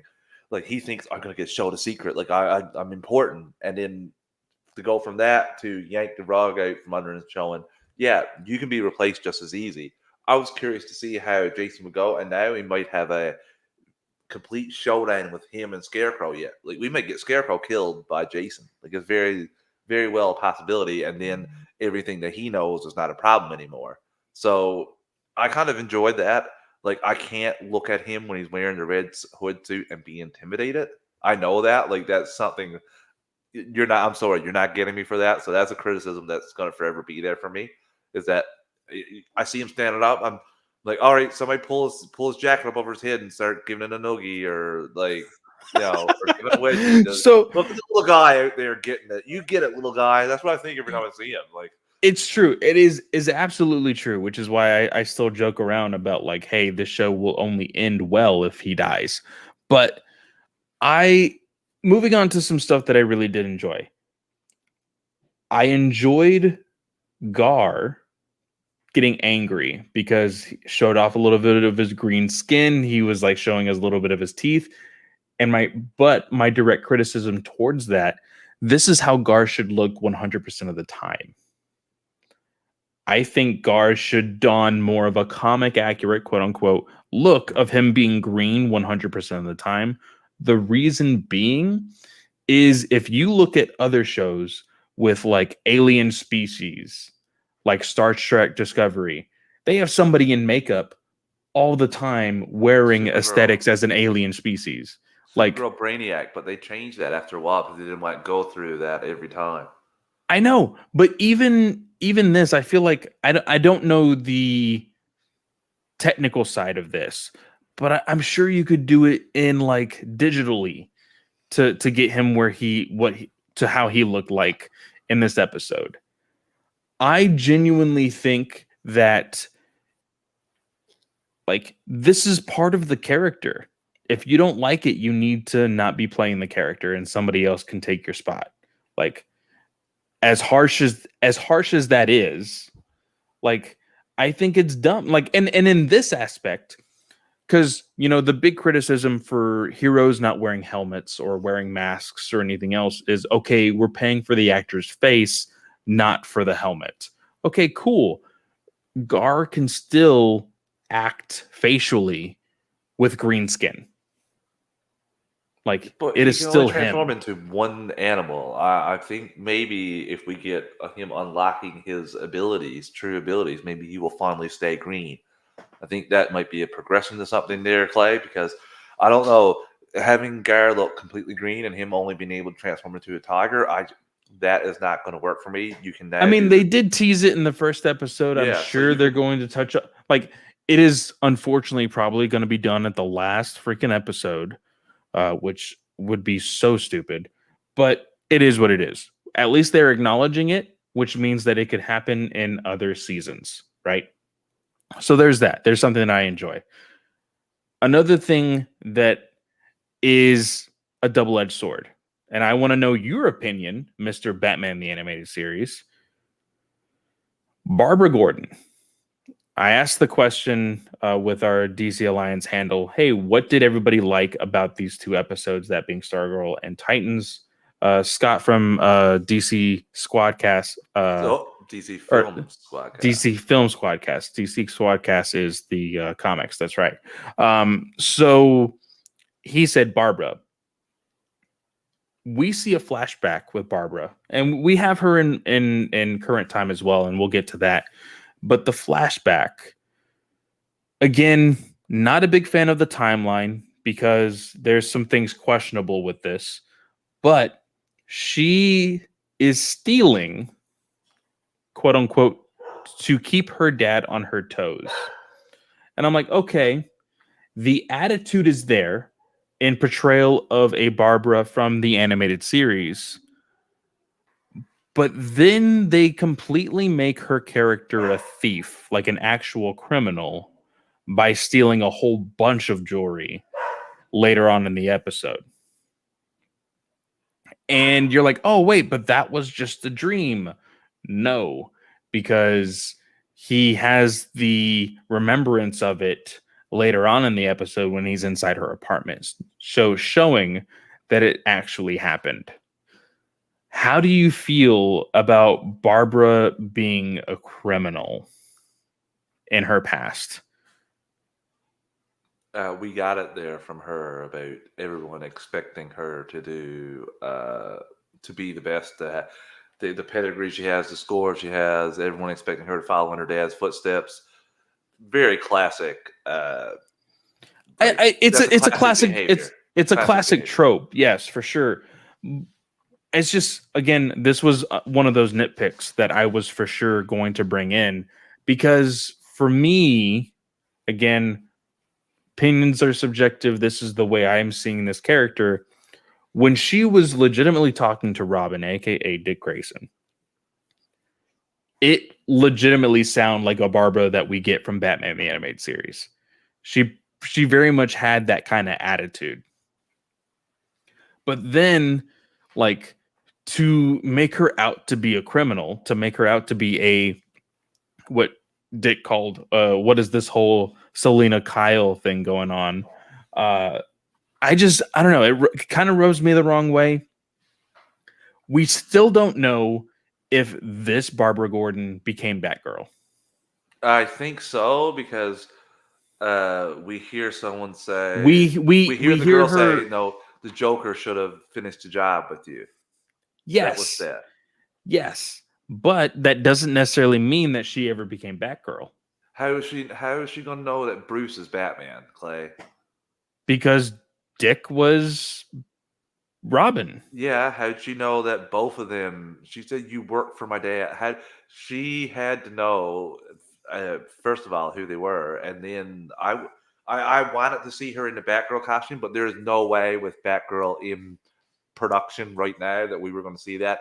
Even though DCI says multiverse, I would have rather her be in the Batgirl costume But at some again, point during those I cannot flashbacks. assume that she was Batgirl until I see the Batgirl costume. No, That's you're I not going to get that, Clay. That's because not happening. and the reason being, like I said before, this timeline is a little screwy. We know that there is comic book like accuracy to the point of like Barbara and Dick Grayson knew each other in some instances because of like Bruce Wayne banquets that he would run throughout the city.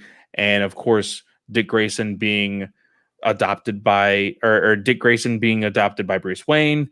And Bruce Wayne would invite Gordon. Of course, Gordon would bring his daughter. They would meet up. Like that is canonically true in some instances. If you read Batgirl in New 52, it's within the first 3 issues. So that they have a history, and Dick Grayson can share the idea that he is in fact Robin, because when he fights her all masked up, she willingly takes off her mask and is like, "Hey, I'm Barbara Gordon," and it's like, okay, that's a little confusing. You kind of have to do mental gymnastics to figure out, okay, how did they know each other now if she doesn't know Bruce Wayne is Batman then, you know? So you play mental gymnastics there, but then you go along with the episodes prior talking about, oh, I teamed up with Jason and Batman once, and, talking about the whole like watch your language thing. There was no actual confirmation that she has ever been Batgirl. Like, that is my problem. That was the confirmation. Like, what is she No, doing out but there?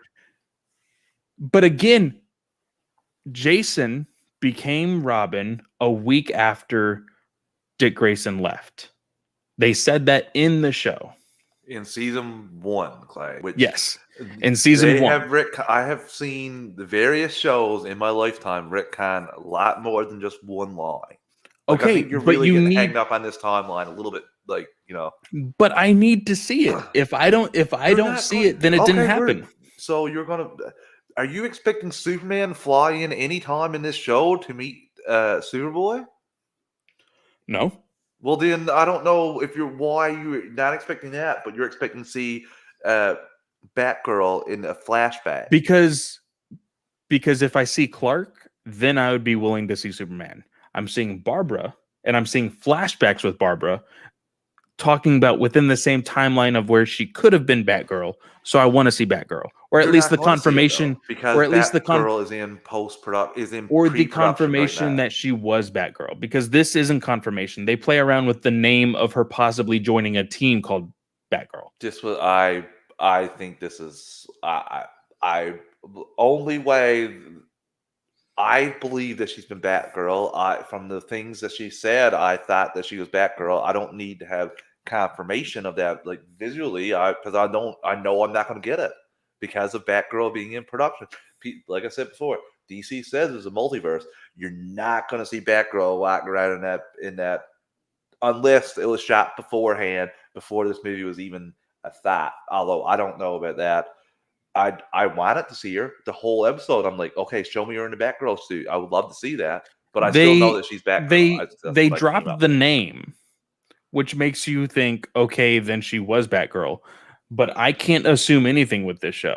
Like, I honestly can't, because I assumed Garfield was going to turn into something more than just a tiger for 2 seasons, and he didn't. You might know why that happened, because it was made on the DC universe, on a DC universe budget. No, Clay, you can go. It doesn't matter. It do matter. Like, budgets matter, Clay. You don't have to think that it matters, but HBO Max has a vast, like, bigger resources than vastly more resources than DC. Then it's bad Universe writing. had. Maybe it is, but it's not like you're not going to see the bad writing definitely happened in the first 2 seasons. Not going to lie, it happened a lot. But you're not going like the 3rd season. You should try and gauge that on its own while not looking back, because this is a completely different Okay, level of money that they if have. I should be looking forward in HBO Max era of Titans, then it should be better than DC Universe Titans. And right now, you're it's the not only showing person that I know right now that thinks that it's not better than it was before. Well, actually, no, you're not the only one. But of the public reception that I've seen, because I could ask, who knows? I could ask Chris or Brent, and they might think that it's not as good as season 2 or season 1. I personally think season 3 is better than those first 2 seasons. There's a lot that they've had to say. We didn't even talk about Superboy saving the day, Blackfire interact. There's so many interactions, but you're focusing on timeline, like how, like instead of 6 years, 5 years, 4 years, like instead of all this good that happened in the episode, you get hung up on this. How does it fit? It bothers me. Frame? How can it's just something that bothered me. I saw Barbara. She was, she had an attitude like Barbara would when she was younger. I wasn't okay with her becoming a criminal. And then this whole, I'm always going to be thinking of the timeline because it's just something that I think about. If freaking, we even thought about, you were like, okay, well, it's been 6 months since season 2 to season 3, right? Or 3 months it was, I think. 6 or 3, doesn't matter. But you're still thinking about a timeline at that point.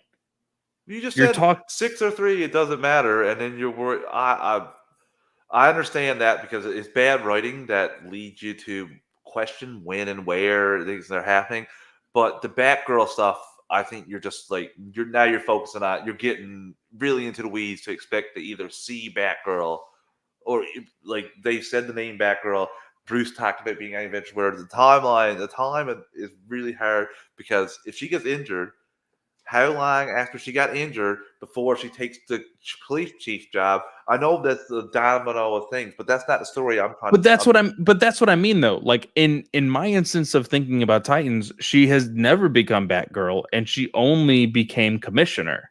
Where that's how she teamed up with Jason and Batman. She became Commissioner, and like we have this other thing that she didn't even want to do, which was Oracle. She got super scared and was like, "No, I'm not doing this name for you," kind of deal. So maybe she was Oracle when this happened. Maybe she was Oracle throughout that time. Maybe she was Batgirl after Dick left in the past we got to see, and then she became Oracle in that mission that they're talking about with Jason. So there are possibilities to be explained. Exactly. Right now, there's a whole bunch of maybes, and I want confirmation. Just so that way I can be like, okay, there is confirmation that this show makes sense. I hope that we get that, Clay, because you're not right. Like they should. I'm just trying to focus on. I thought that every person on the team, that minus Donna and Raven, of course, because they weren't shown.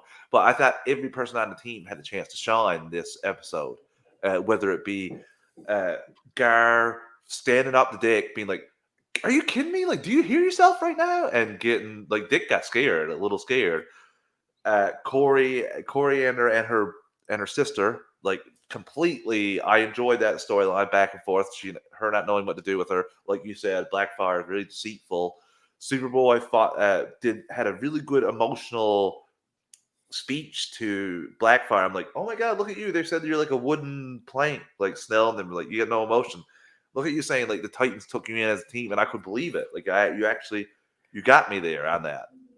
I did like those moments, but again, I know Blackfire to be somebody who is manipulative, so I know 100% that she is going to use everything that Superboy just said to like her advantage. She's going to use him. Well, 100%. I'm going to say one thing.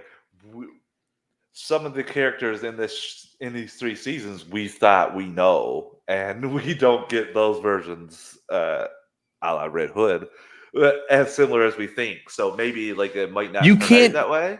Maybe she does join the Titans. I'm sorry. If strike 1, shame on you. Strike 2, shame on me. like 3 strikes, and I may have to be out of these reviews for Titans if it's strike 3 already. So Like, what's the third strike?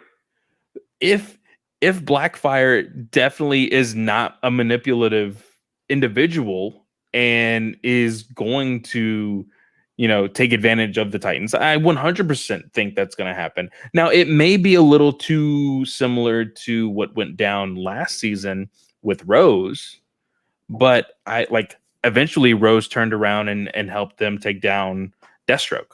Yeah. So I don't know. Let's move on to more stuff that I enjoyed. Barbara fighting with batons. Her getting tricked. I feel like Barbara should be smarter than that. that was dumb. That was straight up dumb.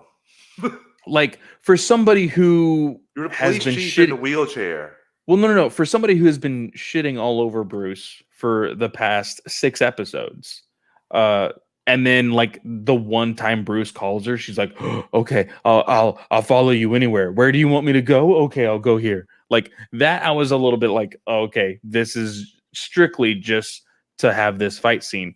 But I did enjoy her fighting with the batons. They should have just used Dick, being like, "Barbara, I'm in trouble. Please come help."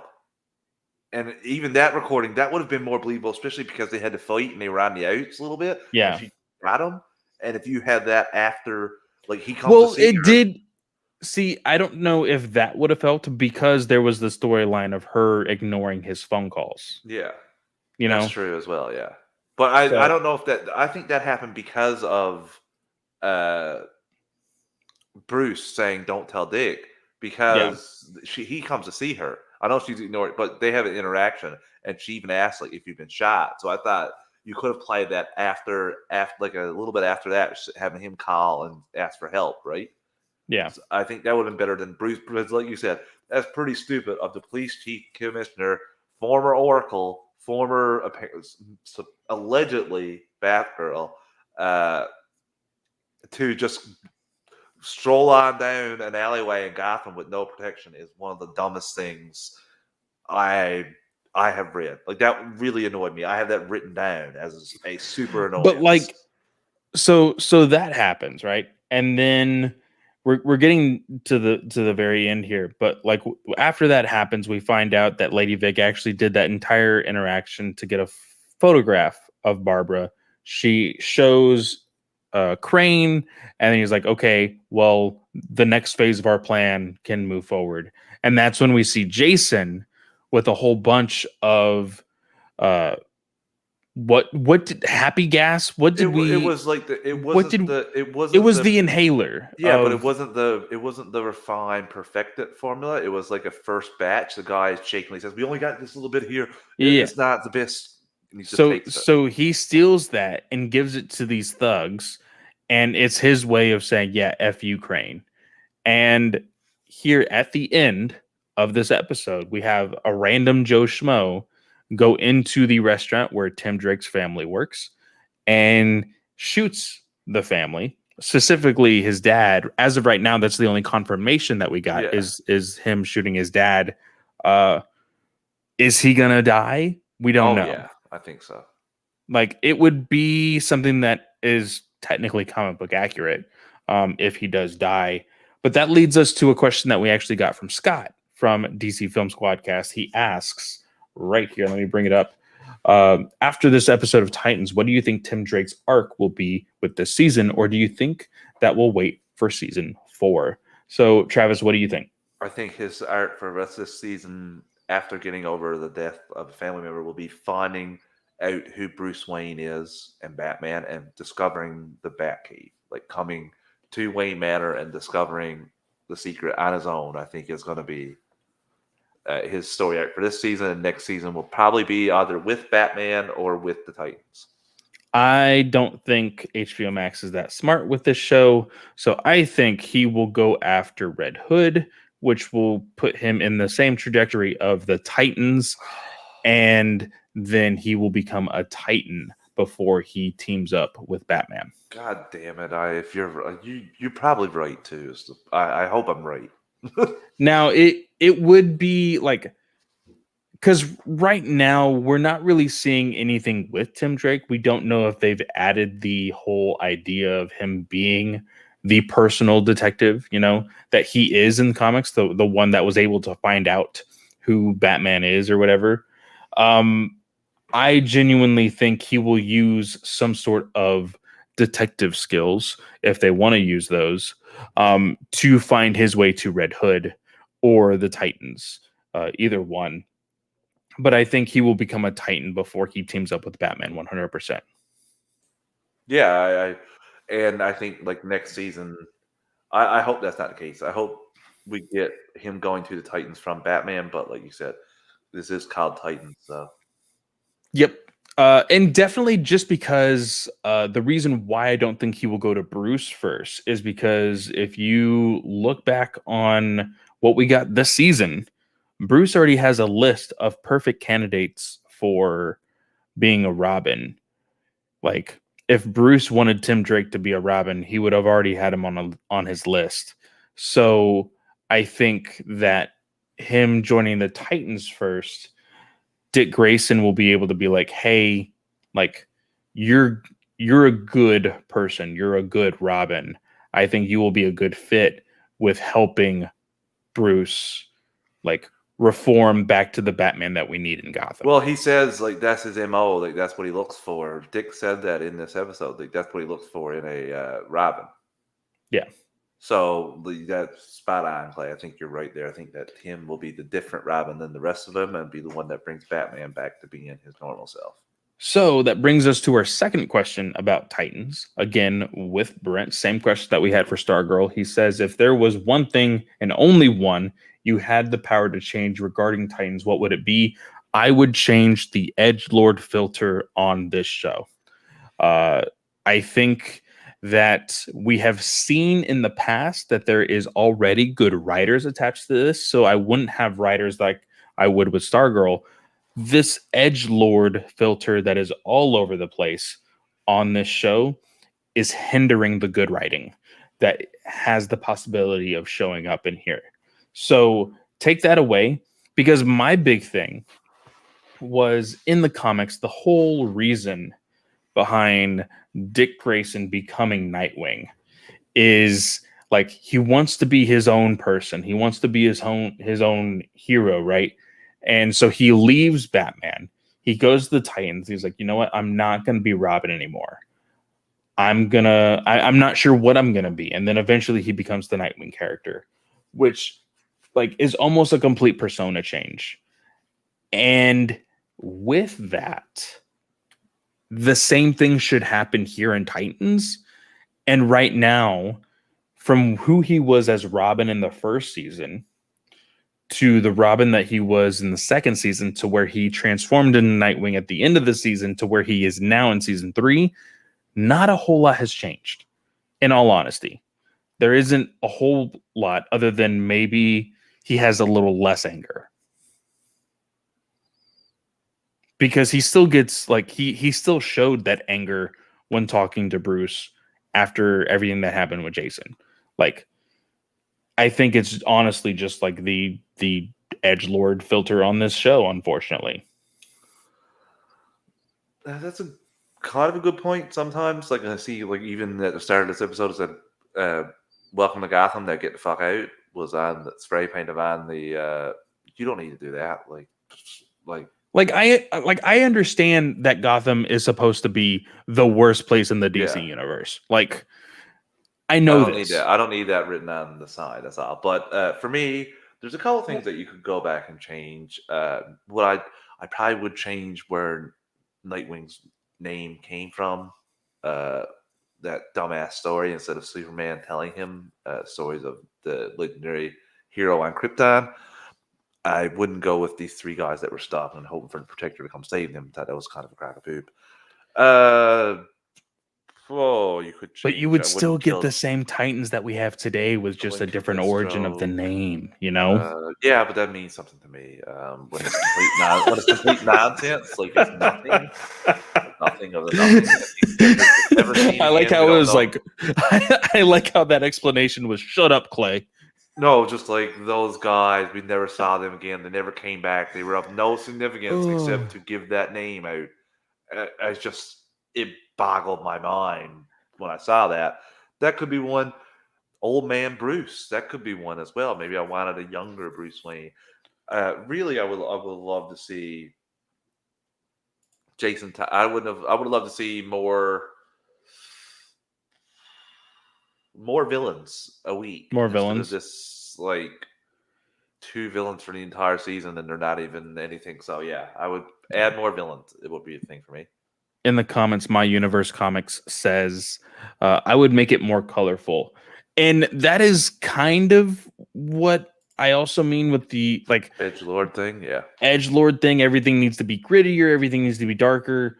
Like Titans can be dark. Don't get me wrong. Like I think some of the stories that the Titans dealt with way back when Marv Wolfman was in his prime, the whole idea of Tara and Deathstroke sleeping with each other, like that was just like gross and kind of weird, and like it became a darker story.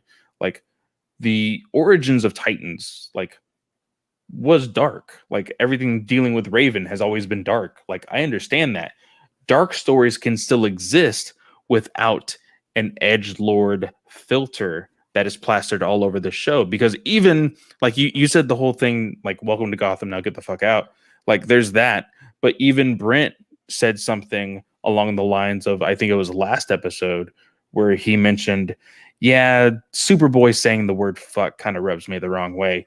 And they, again, not saying that these heroes can't say those words, but it's written in there just to say it. There is no there is no reasoning behind giving these characters that kind of dialogue.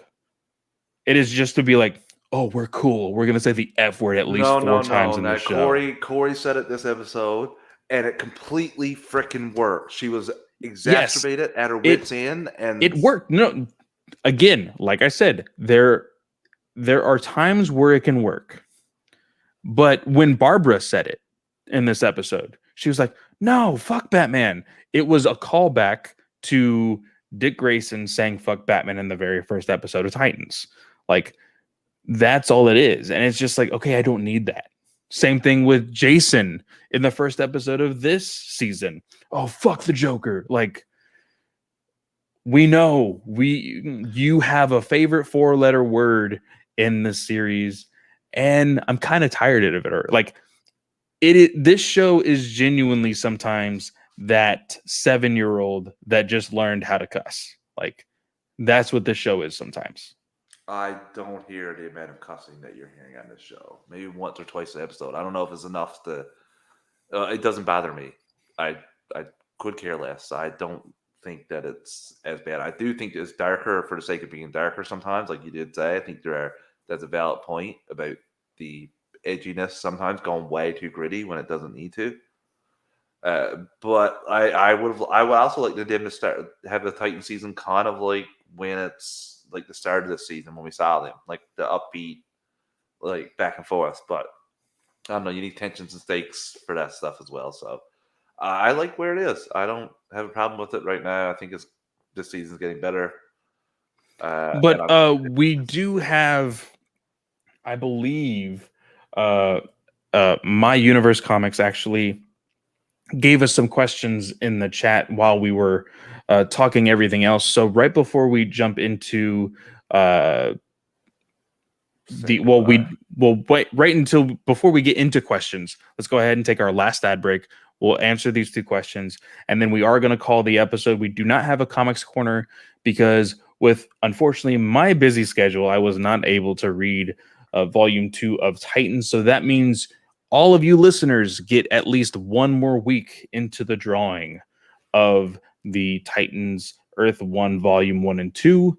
Remember, if you tweet at us hashtag Titans hashtag Teen Titans Earth 1, I believe. I saved some screenshots here from individuals who have already joined in on that.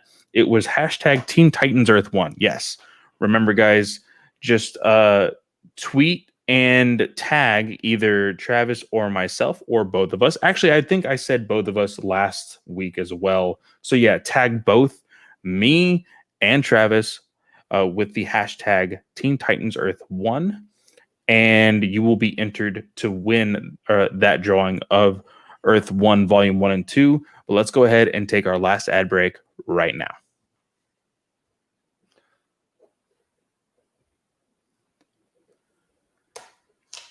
And we are back. So I asked for some questions earlier today. We already answered the ones that we're dealing with the shows, but My Universe Comics actually asked us some questions here in the chat. He asks, who do you think would win 50 Suicide Squad members versus Doomsday? If it's the Doomsday that we got in the DCEU, then Doomsday. I think it's Doomsday no matter what, to be completely honest. Now, don't get me wrong. Superman, Batman, Apocalypse now sends about 200 Doomsdays. Those weren't like Doomsday. I believe the way they kind of played that was like, were they clones? They were clones of Doomsday, but they were still Doomsday. Really? Yeah. Shit, Superman freaking destroyed them with one freaking blast. Yeah. Like super easy. So, okay, maybe. Well, because those Doomsdays even messed up the freaking Amazons. Do you think Suicide Squad members would be stronger than Amazons? Some of them, like the ones with powers, like Killer Frost, for example, I would imagine she is more strong than your average Amazon. I think that's questionable. And her abilities, I think. Because I think it's subjective, but I think that is questionable. I honestly would say Doomsday. I think Doomsday would demolish majority of the known Suicide Squad members. But he also has another question down here saying, what is your favorite DCEU movie? I actually haven't answered this question in quite some time. He says, my favorite is Batman versus Superman. Travis, what is yours? Mine is very close to that. It's Batman versus Superman Ultimate Edition. The only edition. That is my favorite comic book film, followed by Zack Snyder's Justice League. Nice. Very nice. So I believe we shared our letterbox back when we reviewed Suicide Squad. But I have my list here. I'll actually share my top 5 again. My number 1 favorite being Man of Steel. My number 2 being Zack Snyder's Justice League. My number 3 being BVS Ultimate Edition. Number 4 being Wonder Woman. And number 5 being Aquaman. So those are my top 5. I really, really enjoyed Man of Steel. Came at like the perfect time in my life back in 2013. And it's just a great Superman movie. Says here, My Universe Comics says some of the Suicide Squad members are very powerful, like Mr. 104. I have no idea who Mr. 104 is, and I will have to do some research then. But with that, guys, that is the end of the episode. Like I said, no Comics Corner because I couldn't read it this past week. I've already written it into my schedule this week, so I have had an allotted time to read that this week. We will talk about it next week and make that drawing as well. So make sure to tweet at us, share the episode like always. Thank you so much for listening. Rate and review the episode. Travis, where can they find you? As well, okay, the listeners that are not viewing live on YouTube, you can find me on Twitter at Travis_156. Please just follow the Geek Ultimate Alliance Network for all your podcast needs. Yes, and of course, you can always find me at Fanboy Clay on Twitter. Go into my link tree in the bio there. You can find all the links to all of the shows that I am a host of course. That would include this show, Batman News Weekly, Comic Book Legion podcast, the Weird Science Marvel podcast, Weird Science DC podcast, Weird Science Manga Podcast and the Ranger Alliance, and I am a temporary guest host on Star Wars Alliance. Me and Katie actually this upcoming week, so in 2 days, because technically this is dropping on Tuesday. In 2 days, me and Katie have reviewed the audio drama, The Tempest Runner, Star Wars High Republic audio drama on Audible. Go check it out. It's a great audio drama. It's only 6 hours long, 6-ish hours long. And then go listen to our review on Thursday. But with that, guys, thank you so much for listening, and we will see you next week. Later, everyone.